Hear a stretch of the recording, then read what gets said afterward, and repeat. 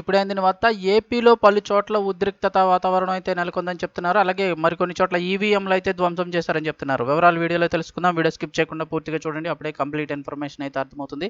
అలాగే ఇంకెవరైనా మన ఛానల్ సబ్స్క్రైబ్ చేసుకోకపోతే వెంటనే సబ్స్క్రైబ్ చేసుకోండి. ప్రభుత్వం నుంచి వచ్చే ముఖ్యమైన అప్డేట్స్ మిస్ అవ్వకుండా మీకు ముందుగానే తెలియజేయడం జరుగుతుంది. సబ్స్క్రైబ్ చేసుకున్నట్లయితే నేను చేసే ప్రతి వీడియో మీకు నోటిఫికేషన్ అయితే వస్తుంది. మీరు మిస్ అవ్వకుండా తెలుసుకోవచ్చు. ఇంక వివరాల్లోకి వెళ్ళిపోదాము. ఈవీఎంల ధ్వంసం అన్నమయ్య జిల్లా పొల్లంపేట మండలంలోని దళవాయిపల్లిలో ఉద్రిక్తత చోటు చేసుకుందని చెప్తున్నారు. కొందరు వ్యక్తులు ఈవీఎంలను పగలగొట్టారు. దీంతో పోలింగ్ నిలిచిపోయింది. అయితే అక్కడే ఉన్న తమ పోలింగ్ ఏజెంట్ రాజారెడ్డిని కిడ్నాప్ చేశారని జనసేన ఆందోళన వ్యక్తం చేసింది. వైసీపీ కార్యకర్తలు బలవంతంగా అతన్ని పోలింగ్ కేంద్రం నుంచి బయటకు తీసుకువెళ్లారని పేర్కొంది.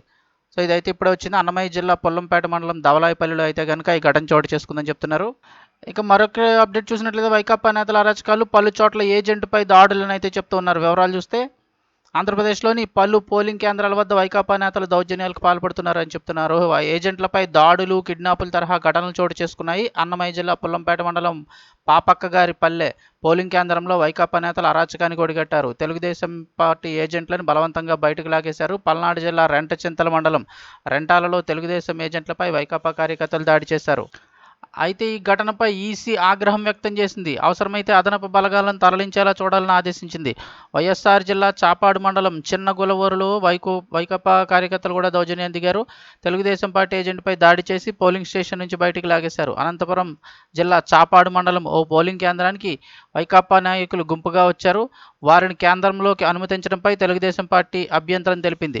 చిత్తూరు జిల్లా పీలేరులో 3 ఏజెంట్లను కిడ్నాప్ చేశారంటూ టీడీపీ ఈసీకి అయితే ఫిర్యాదు చేసింది. వారిని పోలింగ్ కేంద్రాల్లోనికి చేరుకోలేని ప్రాంతంలో వదిలారని ఎన్నికల సంఘం దృష్టికి తీసుకువెళ్లింది. పలు చోట్ల ఈవీఎంలు మొరాయించాయి. ఇక కర్నూలు జిల్లా హలాహర్వి 74, బాపురం 22 నెంబర్ పోలింగ్ కేంద్రాల్లో ఈవీఎంలు అయితే కనుక పనిచేయట్లేదని చెప్తున్నారు.